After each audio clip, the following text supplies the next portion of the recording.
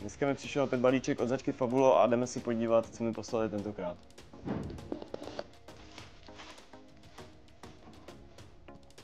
Poslali mi tento fasciální nůž od značky H2A, doufám, že to čtu správně. A jdeme se ho rozbalit. První na vás vykoukne takováto brašnička, pěkná. Tak to vypadá krabička pro rozbalení.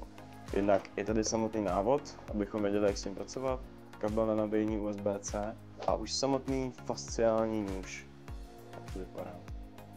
Vypadá moc hezký, design je opravdu skvělý. A na co ten fasciální nůž vlastně je?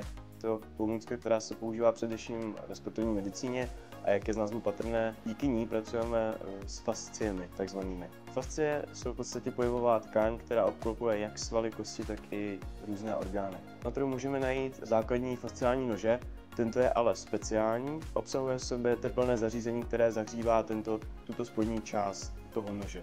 Těším se, až ji v následujících dnech vyzkouším a v dalším videu si ukážeme, jak se vlastně používá.